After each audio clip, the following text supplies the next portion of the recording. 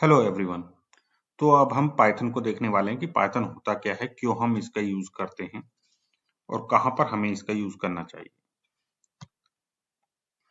तो देखिए, पाइथन जो है एक प्रोग्रामिंग लैंग्वेज है। और कैसी प्रोग्रामिंग लैंग्वेज है? हाई लेवल, इंटरप्रेटेड और general purpose programming language. High level से क्या है मतलब है इसका कि देखिए, इसमें बहुत सारी जो हमें लाइब्रेरीज दी हुई हैं और बहुत सारा एब्स्ट्रैक्शन है। एब्स्ट्रैक्शन मतलब इंटरनली ये क्या काम कर रही है, ये बहुत हाई लेवल पे वो काम कर रही है कि इंटरनली इसमें बहुत सारी चीजें यूज हो रही हैं, लेकिन एज ए इंटरफेस जहां पे हमें प्रोग्रामिंग करनी है वो बहुत सिंपल है।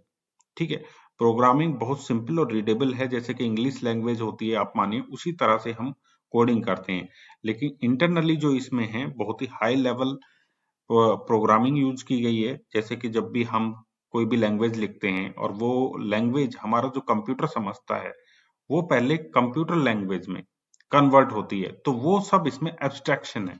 एब्स्ट्रैक्शन का मतलब है कि वो हिडन है। ठीक है, और इसमें बहुत सारी लाइब्रेरीज हमें दी हैं, मल्टीपल काम हम कर सकते हैं, इसलिए ये हाई लेवल लैंग्वेज है। इंटरप्रेटेड लैंग्वेज है कि हम जो कोड लिख रहे हैं, जो भी कोड लिखें, वो लाइन बाय लाइन एग्जीक्यूट होगा। ऐसा नहीं है कि ये जो हमने कोड लिखा, किसी मान लीजिए किसी फाइल में हमने कोड लिखा, वो पहले मशीन लैंग्वेज में कन्वर्ट होगा, उसके बाद एग्जीक्यूट होगा। वो लाइन बाय लाइन एग्जीक्यूट होता है। जैसे जावा हुआ, कंपाइल टाइम लैंग्वेज है जावा, वो पहले उसकी कंपाइल फाइल बनती है, मशीन जो मशीन लेवल पे वो एग्जीक्यूट होगी, वो फाइल बनती है। लेकिन पाइथन में ऐसा नहीं है। जैसे पाइथन, पीएचपी, रूबी, जावा स्क्रिप्ट, ये सब इंटरप्रेटेड लैंग्वेज है। ठीक है, जनरल पर्पस है, बहुत सारे कामों के लिए यूज होती है। जनरल पर्पस प्रोग्रामिंग लैंग्वेज है। ये बनाई किसने है? ग्यूडो रैम रोसम ने। ग्यूडो वैम रोसम। और कब रिलीज हुई? 1991 में। ठीक है, अब ये जो लैंग्वेज है क्यों पॉपुलर हुई? ये लैंग्वेज इतनी पुरानी है, लेकिन ये जाके जो पॉपुलर हुई है, ये 2010 के बाद जाके पॉपुलर हुई है। ठीक है, तो क्यों इसको 20 साल लग गए पॉपुलर होने के लिए? तो यहाँ पे देखिए, ये बहुत रीडेबिलिटी, इसकी रीडेबिलिटी मतलब जो भी कोड हम लिखते हैं वो बहुत रीडेबल होता है और सिंपल होता है। वर्सेटैलिटी, बहुत सारे हम इससे काम कर सकते हैं। पहले क्या था, ये सिर्फ हमारी बहुत सारे काम नहीं कर सकती थी। आजकल आप देख रहे हैं बहुत सारे टूल आ गए हैं इसमें, बहुत सारे टूल आ गए हैं। तो डेटा साइंस, मशीन लर्निंग, और इससे हम वेब डेवलपमेंट काफी काम कर सकते हैं, लेकिन पहले ऐसा नहीं था। ठीक है, इसलिए ये पॉपुलर हो गई जब यहाँ पे ये टूल्स, इसके काफी लाइब्रेरी और टूल इसके आए। तो हम क्या कर सकते हैं पाइथन से? देखिए, पाइथन से हम वेब एप्लीकेशन बना सकते हैं, एपीआईज बना सकते हैं, सर्वर साइड जो हैंडलिंग है वो हम कर सकते हैं। ठीक है, इससे हम सॉफ्टवेयर बना सकते हैं, किसी दूसरे सॉफ्टवेयर के साथ हम काम कर सकते हैं। जैसे सॉफ्टवेयर हमारे डेस्कटॉप एप्लीकेशन, वो भी हम बना सकते हैं। पाइथन को हम डेटाबेस से कनेक्ट कर सकते हैं, डेटाबेस से डेटा में इंसर्ट करना, डेटाबेस में रीड करना, मॉडिफाई करना, वो सब हम कर सकते हैं। पाइथन से बिग डेटा को हम हैंडल कर सकते हैं। बहुत बड़ी-बड़ी जो हमारी फाइल्स होती हैं, वो पाइथन में इजीली हम उन्हें प्रोसेस कर सकते हैं, उन पे मैनिपुलेशन कर सकते हैं, रीड कर सकते हैं डेटा। ठीक है, कॉम्प्लेक्स मैथमेटिकल ऑपरेशन हम कर सकते हैं उस डेटा पे। ठीक, तो पाइथन हमारा जो प्रोडक्शन है, प्रोडक्शन जो हमारे क्लाउड्स होते हैं, जैसे कि एडब्ल्यूएस क्लाउड हमारा हो गया है, ठीक है, गूगल क्लाउड हमारा हो गया, अज़ूर क्लाउड हो गया, तो उन पे भी सॉफ्टवेयर डेवलपमेंट के लिए पाइथन का यूज होता है। अब वाई पाइथन, हमें पाइथन ही क्यों यूज करना चाहिए? देखिए, पाइथन जो है ये डिफरेंट डिफरेंट प्लेटफॉर्म पे वर्क करता है, जैसे विंडो, मैक, लिनक्स और पाई, इस तरह के डिफरेंट डिफरेंट जो प्लेटफॉर्म होते हैं, यानी कि ऑपरेटिंग सिस्टम होते हैं, सब पे वर्क करता है। और इसका जो सबसे, मैं कहूंगा कि सबसे अच्छा फीचर क्या है, जैसे ये बहुत सिंपल लैंग्वेज है, एक फ्रेशर आके डायरेक्ट इस लैंग्वेज को सीख सकता है। लेकिन अगर जावा जावा जैसी लैंग्वेज अगर फ्रेशर को दी जाए तो वो डायरेक्ट नहीं सीख सकता, उसको पहले जो कोर जावा होगी, ठीक है, बेसिक्स लाइक सी सी लैंग्वेज के बेसिक्स आने चाहिए। लेकिन इसमें ऐसा नहीं है, ये डायरेक्ट आके फ्रेशर इसको सीख सकता है और इतने अच्छे से कर सकता है, उसको कॉन्फिडेंस भी आएगा इसको करने के लिए। ठीक है, अब इसमें जो write programs few lines some other programming language, तो इसके जो सिंटैक्स हैं, तो मैं इतना ज्यादा हिस्ट्री में नहीं जाना चाहूंगा कि इसमें क्या है। सिंटैक्स जो है बहुत ही सिंपल है, ये यहाँ पे बताया जा रहा है। इंटरप्रेटर सिस्टम है, code line by line execute होता है, ठीक है। और यहाँ पे ट्रीट प्रोसीजर वे, ऑब्जेक्ट ओरिएंटेड वे, ओके। तो सारे ही इसमें वेज जो होते हैं, जैसे प्रोसीजरल वे होता है, ऑब्जेक्ट ओरिएंटेड वे होता है और फंक्शनल वे होता है, ये आपको आगे पता चलेंगे, ठीक है। फंक्शंस बनाना, क्लास बनाना, ठीक है। तो ये जितने भी प्रोग्रामिंग के मेथड्स होते हैं वो सारे इसमें यूज होते हैं। अब हमें करना क्या है, हमें इंस्टॉल करना है पाइथन और हमें एक आईडीई चाहिए। आईडी क्या होता है, जहाँ पे हम कोड लिखते हैं, जैसे किसी फाइल में कोड लिखा तो वहां पे वो कोड अच्छे से मैनेज हो जाता है। हमने फाइल्स लिखी, एक फोल्डर में बहुत सारी फाइल हैं, तो हम डायरेक्ट उन्हें वन बाय वन खोलने जाएंगे, ओपन करने जाएंगे, एडिट करने जाएंगे तो हमारी समझ में नहीं आएगा। तो एक आईडी में वो अच्छे से मैनेज हो जाता है।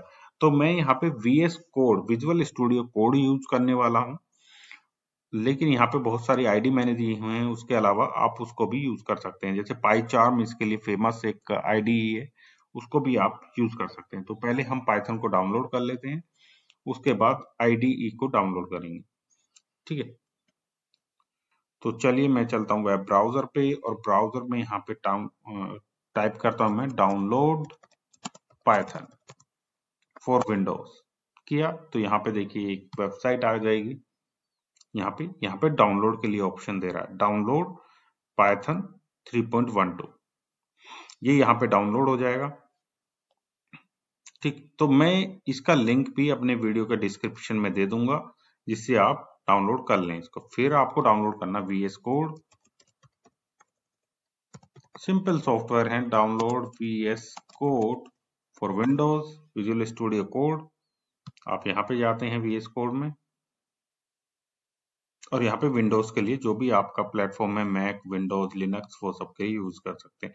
तो ये जो पहला वाला है, मैं अगर विंडोज यूजर है तो इसको डाउनलोड करेंगे, इस पे क्लिक करेंगे और सिंपल ये फाइल हमारी डाउनलोड हो जाएगी, और इसको सिंपल क्लिक क्लिक क्लिक करके नेक्स्ट हम डाउनलोड कर लेंगे।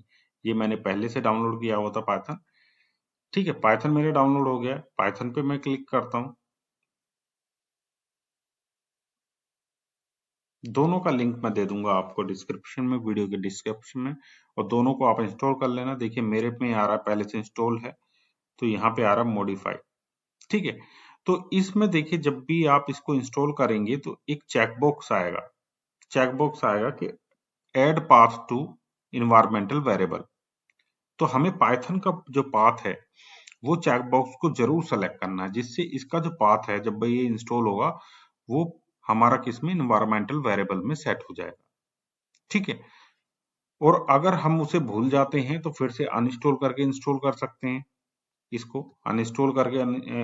अदरवाइज हमें क्या करना पड़ेगा, उसका पाथ सी ड्राइव में जाके, जहाँ पे हमारा इंस्टॉल होता है प्रोग्राम फाइल्स, वहां से जाके उसका EXE फाइल का पाथ लेके वो हमें इन्वायरमेंटल वेरिएबल में सेट करना पड़ेगा। तो वो काफी टीडियस काम हो जाता है। तो यहाँ पे ऑप्शन दिया हुआ है, अगर आप उसे क्लिक कर देंगे चेकबॉक्स को, उसको आपको भूलना नहीं है, उसको करना है। उसके बाद नेक्स्ट नेक्स्ट नेक्स्ट करके इसको इंस्टॉल कर लेना, ठीक है। तो ये था इंस्टॉलेशन का, दोनों का मैं आपको लिंक दे दूंगा अपने वीडियो के डिस्क्रिप्शन में, दोनों को आप इंस्टॉल कर लीजिए, ठीक है। तो अब मैं क्या करता हूँ, यहाँ पे कमांड प्रॉम्प्ट मैंने यहाँ पे लिखा और CMD खोल लिया,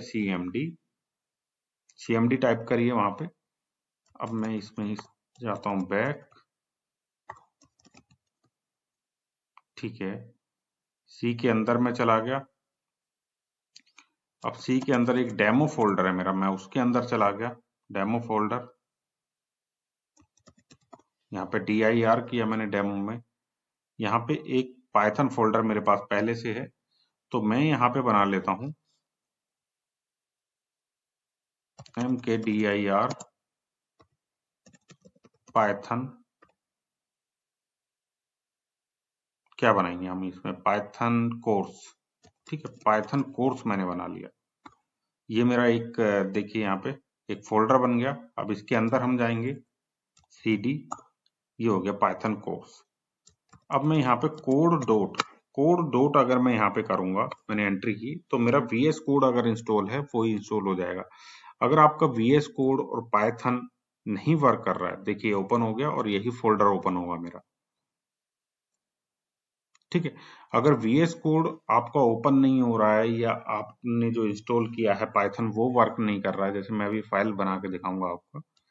यस आई ट्रस्ट, मैं यहाँ पे गया, एक फाइल बनाता हूँ यहाँ पे, फर्स्ट डॉट पी वाई। देखिए फाइल का जो एक्सटेंशन रखना पी वाई रखना, पी वाई मतलब पाइथन के लिए पी वाई। ये देखिए एंटर कर देना है, उसके बाद